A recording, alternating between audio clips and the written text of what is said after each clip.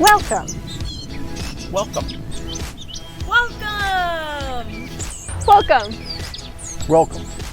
Welcome. Welcome. Welcome.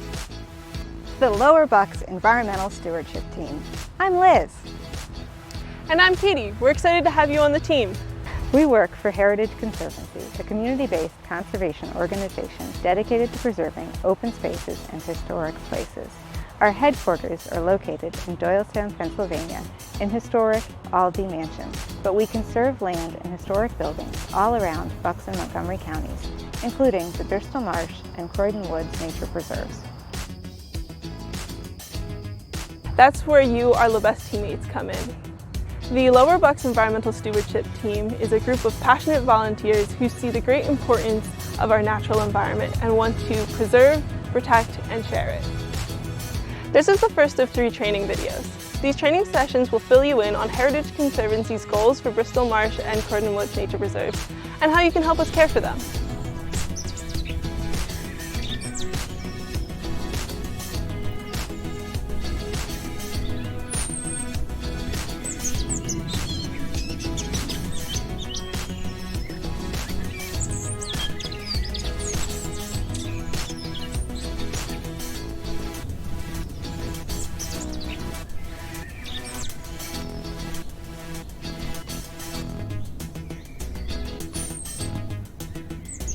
I'm standing at the trail entrance to Croydon Woods Nature Preserve.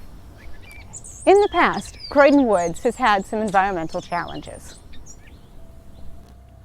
In 1988, the EPA discovered the pollutant known as TCE in the groundwater and began remediation efforts that lasted from 1995 until 2009.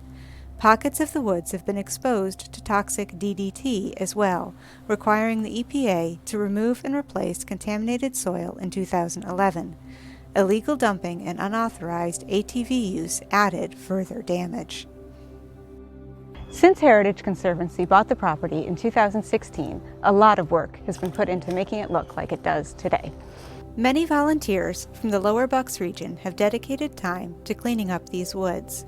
It is because of all that work that the EPA awarded Croydon Woods the Excellence in Reuse Award in 2019. But why? Why have so many organizations and individuals put so much work into a nearly 80-acre piece of land?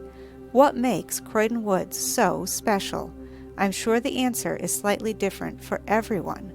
For Heritage Conservancy, Croydon Woods is one of the few patches of coastal plains forest in the area. Forest patches like this are important for water quality, animal habitats and biodiversity, community recreation, and environmental education. To start, let's look at Croydon Woods and Bristol Marsh Nature Preserves in the context of water quality and the Delaware River watershed. What is a watershed? We're all probably familiar with the water cycle. Water evaporates into clouds. Then rain or snow brings the water back down to earth, with some of it falling on the land. Once rainwater has fallen on the land, it is either absorbed by the dirt to eventually accumulate in groundwater, or it runs off the surface of the land and accumulates in creeks, which flow into streams, and then into rivers, and then into the ocean. Well, within this cycle, a watershed refers to all of the land that sheds water into a given body of water.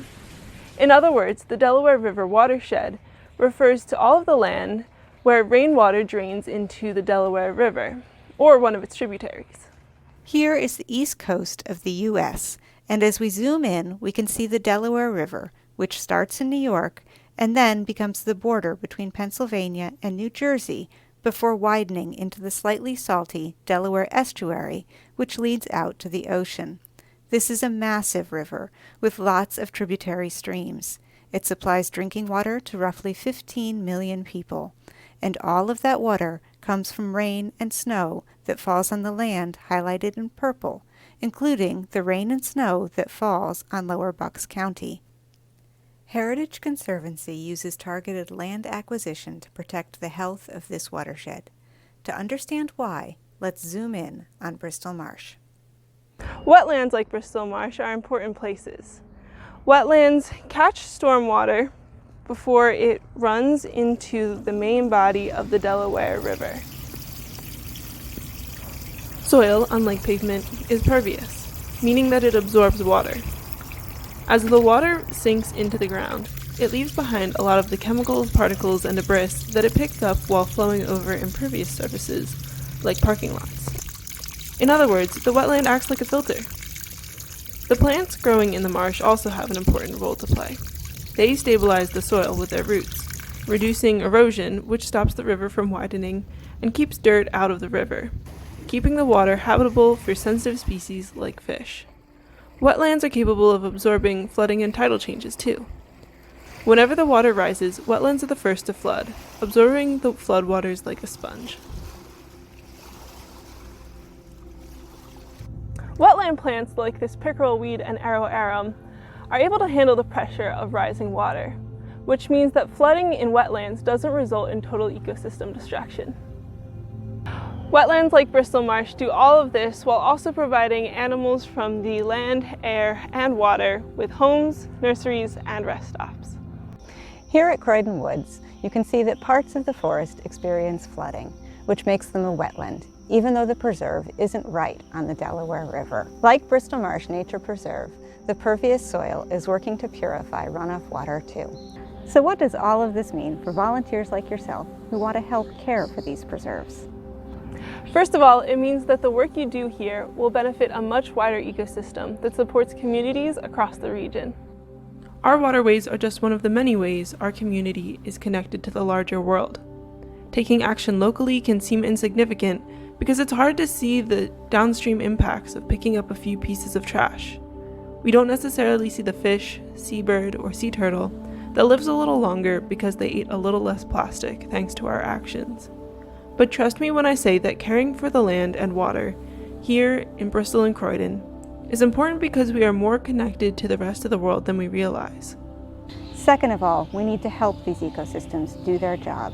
If we are not conscientious, these local ecosystems could be overwhelmed by pollutants, trash, and non-native species. History can attest to the fact that high population density and industrialization left the river unswimmable and unfishable during the 1800s and early 1900s, until state and federal government took action in the 1960s and 1970s. The Delaware River served as the sewage system of communities up and down its banks and became so polluted that species like the American shad and the bald eagle were disappearing. Improvements to wastewater management, among other things, have made the river among the cleaner major rivers in the country, but there is still room for improvement. While bald eagles are once again nesting along the Delaware River, there are still low-quality zones in the river and its surrounding tributaries, plus new and emerging threats to watershed health. That's why we need volunteers like you to pick up trash, tell other people about the importance of the nature preserves, and to advocate for environmental protections in local politics. Together, we can preserve and protect our natural and historic heritage. Thank you for joining our team. Let's get to work.